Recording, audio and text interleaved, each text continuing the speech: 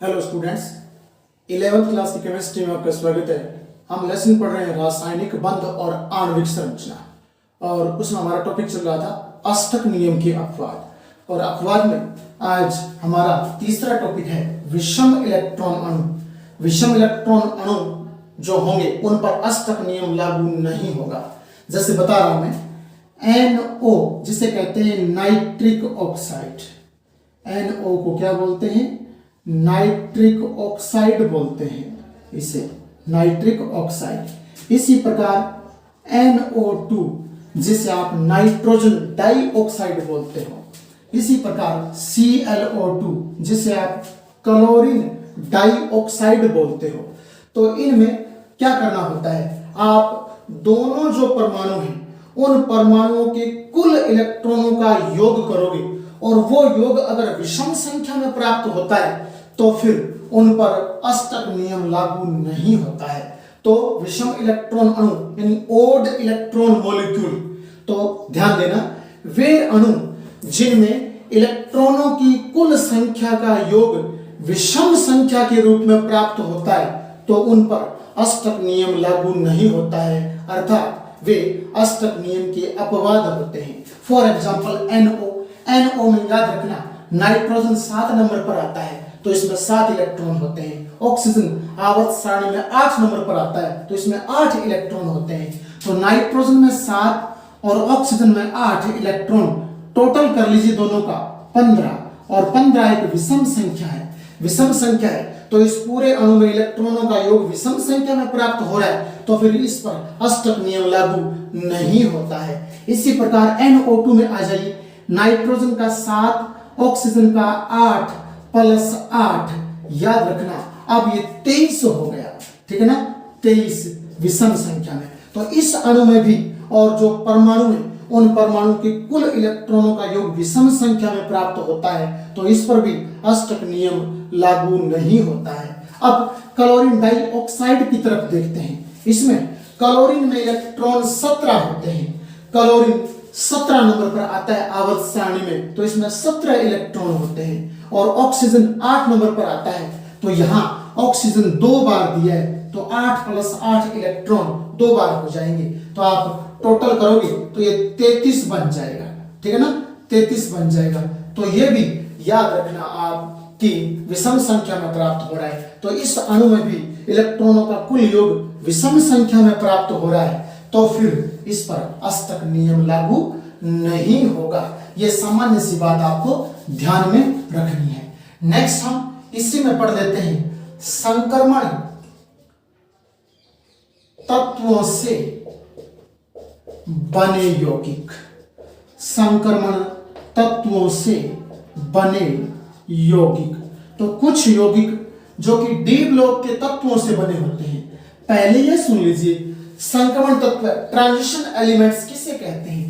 D block के तत्वों में जिनमें डी कक्षक अधूरा होता है, डी कक्षक पूरा भरा हुआ नहीं होता है, उन्हें संक्रमण तत्व कहा जाता है। डी ब्लॉक के वे तत्व जिनमें डी कक्षक पूरा भरा हुआ नहीं होता है, अधूरा होता है, उन्हें संक्रमण तत्व कहा जाता है। और उन तत्वों से बने हुए यौगिक हैं, वो कुछ बताऊंगा जिन पर अष्टक नियम लागू नहीं होता। तो ध्यान देना, मैं बात करूं जैसे Mn+2 जिसे मैग्नीज कहते हैं, तो ये Mn+2 मैग्नीज आयन है। इसी प्रकार मैं बताऊंगा आपको Fe+2, ये लोहे का आयन है, Fe आयन। इसी प्रकार आप याद रखना Zn+2 जिंक आयन, और इनका आप इलेक्ट्रॉनिक विन्यास लिखकर देखोगे तो ध्यान देना, इनमें इलेक्ट्रॉन की संख्या 9 से लेकर के 18 तक होगी। संयोजी कोश में इलेक्ट्रॉन की संख्या 9 से लेकर के 18 तक होगी, तो इन पर अष्टक नियम लागू नहीं होता है। फॉर एग्जाम्पल मैं बताऊं Mn के बारे में, Mn+2, तो यहाँ Mn 25 नंबर पर आता है।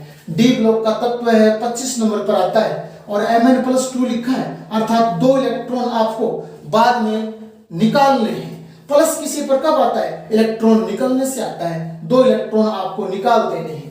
तो यहाँ विन्यास होगा 1s2, 2s2, 2p6, 3s2, 3p6, 4s2 और 3d5। इस प्रकार से ये विन्यास बन गया 25 तक का और 25 इलेक्ट्रॉन पूरे हो गए ऊपर, ठीक है ना।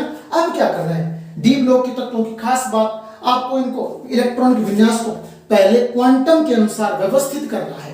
क्वांटम संख्या 1 2 2 3 3, लेकिन बीच में 4 आ गई, फिर 3 आ रही है, तो बढ़ती क्वांटम में पहले इसको व्यवस्थित कीजिए विन्यास को। तो क्वांटम संख्या के अनुसार व्यवस्थित करोगे तो पुनः लिखूंगा, यहां तक तो सेम का सेम लिखा जाएगा, उसके बाद में इधर वाले को इधर ले आऊंगा, इधर वाले को इधर ले आऊंगा, तो क्वांटम संख्या के बढ़ते क्रम के अनुसार हो जाएगा। 1s2 2s2 2p6 3s2 3p6 4s2 4s2 नहीं 3d5 और 4s2, इस प्रकार लिखूंगा। ये क्वांटम की बढ़ते अनुसार हो गया, ठीक है ना, बढ़ती क्वांटम संख्या के अनुसार। अब +2 लिखा है तो अंतिम कोष में से 2 इलेक्ट्रॉन निकालने हैं। आप जानते हो किसी पर प्लस आवेश कब आता है, इलेक्ट्रॉन त्यागने से आता है। इलेक्ट्रॉन त्यागे जाते हैं वो अंतिम कोष से त्यागे जाते हैं, इलेक्ट्रॉन ग्रहण किए जाते हैं तो अंतिम कोष में ग्रहण किए जाते हैं। यहाँ इलेक्ट्रॉन त्यागेगा तो इस कोष से 2 इलेक्ट्रॉन बाहर निकल जाएंगे, तो मैं ये 2 इलेक्ट्रॉन निकाल देता हूँ, यहाँ 0 कर देता हूँ। याद रखना, इलेक्ट्रॉन निकालने पर कोष खाली हो जाता है, कोष को समाप्त मत करना, कोष कभी समाप्त नहीं होता, कोष खाली हो जाता है, यहाँ 0 हो जाएगा। इतनी बात आपको याद रखनी है। तो 0 हो जाने के बाद ये तो अब काउंट नहीं होगा, ये वाला काउंट होगा। यहाँ देखिए क्वांटम संख्या 3 3 3, तो ये संयोजी कोष हो गया, ये इसका Mn का संयोजी कोष हो गया। और Mn के संयोजी कोष में देखिए 6 और 2 8, 8 और 5 13, इस प्रकार से इसमें इलेक्ट्रॉन की संख्या है वो 13 है, यानी 9 से आपके 8 से अधिक है और 18 से कम कम है। तो इनमें 8 से अधिक होती है, 18 से कम कम होती है, तो इन पर अष्टक नियम लागू नहीं होता है। ठीक इसी प्रकार आप Fe में देख लीजिए, Fe 26 नंबर पर आता है, Fe+2 26 नंबर पर आता है। तो आप लिखोगे 1s2 2s2 2p6 3s2 और 3p6 4s2 और 3d6 पहले क्वांटम के अनुसार व्यवस्थित करूंगा तो 3d पहले आ जाएगा, 4s2 बाद में आ जाएगा, और 4s2 जब बाद में आ जाएगा तो 2 इलेक्ट्रॉन निकालने पड़ेंगे तो वो s में से निकलेंगे। तो यहां तक तो सेम ऐसा विन्यास लिखोगे, और यहां क्या हो जाएगा 3d6 4s2 हो जाएगा, ठीक है ना। और अब +2 लिखा है तो अंतिम कोष में से 2 इलेक्ट्रॉन निकाल दीजिए, तो यहाँ 0 हो जाएगा, कोष खाली हो जाएगा, कोष को समाप्त मत कर देना। अब देखिए यहाँ क्या होगा, संयोजी कोष 3s 3p और 3d, तो इस संयोजी कोष में देखिए कितने इलेक्ट्रॉन हो रहे हैं, 6 6 12 और 2 आपके 14 इलेक्ट्रॉन हो रहे हैं। इसमें इलेक्ट्रॉन की संख्या संयोजी कोष में आपकी 8 से लेकर के 18 के बीच तक होती है, तो फिर इन पर अष्टक नियम लागू नहीं होता है। हमारा अगला टॉपिक है आयनिक यौगिक। याद रखना इंपॉर्टेंट है, जब धनायन और ऋणायन इलेक्ट्रॉनों का पूरी तरह स्थानांतरण कर देते हैं, धनायन और ऋणायन जब इलेक्ट्रॉनों का स्थानांतरण कर देते हैं तो उनके बीच में स्थिर वैद्युत आकर्षण बल उत्पन्न हो जाता है, जो कि उनको परस्पर बांधे रखता है। इस परस्पर बांधे रखने वाले बल को आयनिक बंध कहा जाता है, और ऐसे यौगिकों को आयनिक यौगिक कहा जाता है।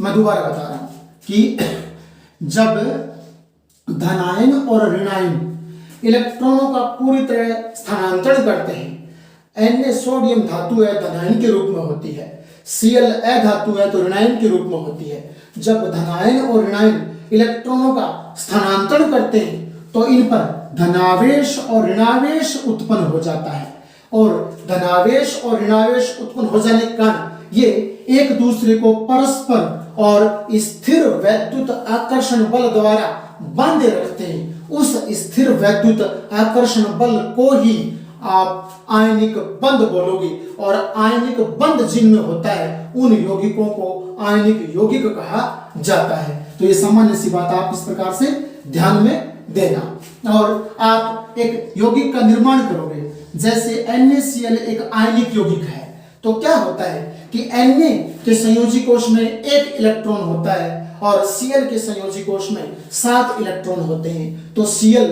अपना एक इलेक्ट्रॉन सोडियम से ले लेता है और अपना अष्टक पूरा कर लेता है और बीच में एक बंध बन जाता है जिसे आयनिक बंध कहते हैं। और जब जिन यौगिकों में आयनिक बंध पाया जाता है उन यौगिकों को आयनिक यौगिक कहा जाता है। हमारा अगला टॉपिक है आयनिक यौगिकों के लक्षण, जिन्हें गुण भी कहा जाता है। तो पहला बिंदु है उच्च गलनांक, याद रखना हाई मेल्टिंग पॉइंट। याद रखना ये बात कि आयनिक यौगिकों में प्रबल स्थिर वैद्युत आकर्षण बल पाया जाता है। मैं फॉर एग्जांपल जैसे यूं कहूं CaF2 कैल्शियम फ्लोराइड। कैल्शियम याद रखना दूसरे वर्ग की धातु है और यहाँ फ्लोराइड है वो अधातु है। तो दोनों एक बीच में यौगिक बनाएंगे आयनिक बंध बना करके और यहाँ आयनिक बंध दोनों के बीच बन जाएगा और वो आयनिक बंध याद रखना स्थिर वैद्युत आकर्षण बल के रूप में है। तो वो स्थिर वैद्युत आकर्षण बल बहुत प्रबल होता है, अतः इसे तोड़ने के लिए और हमें उच्च ऊर्जा की आवश्यकता पड़ती है। तो उच्च ऊर्जा जब इसको देंगे तब जाकर टूटेगा, तब जाकर ये पिघलेगा, तो इसका गलनांक बहुत उच्च हो जाएगा। जैसे NaCl में याद रखना Na और Cl के बीच में जो बॉन्ड है वो आयनिक बॉन्ड है और आयनिक बॉन्ड क्या होता है, एक स्थिर वैद्युत आकर्षण बल होता है जो कि बहुत अधिक उच्च होता है। तो इनके बीच में जो बंध है उस बंध को तोड़ने के लिए हमें अत्यधिक ऊर्जा देनी पड़ेगी और ऊर्जा देनी पड़ेगी तो कहने का अर्थ इसका गलनांक उच्च हो जाएगा, यानी ये कम ताप पर नहीं पिघलेगा, बहुत अधिक ताप देना पड़ेगा, बहुत अधिक ऊर्जा देनी पड़ेगी तो जाकर के ये पिघलेगा, तो इसका गलनांक उच्च हो जाएगा। तो याद रखना आयनिक यौगिकों में और आयनों के मध्य, आयनिक यौगिकों में आयनों के मध्य प्रबल स्थिर वैद्युत आकर्षण बल पाया जाता है जिसका मान बहुत अधिक होता है। अतः उस प्रबल स्थिर वैद्युत आकर्षण बल को तोड़ने के लिए हमें अत्यधिक ऊर्जा की आवश्यकता पड़ती है। फलस्वरूप इन यौगिकों के गलनांक और क्वथनांक दोनों के ही मान उच्च हो जाते हैं।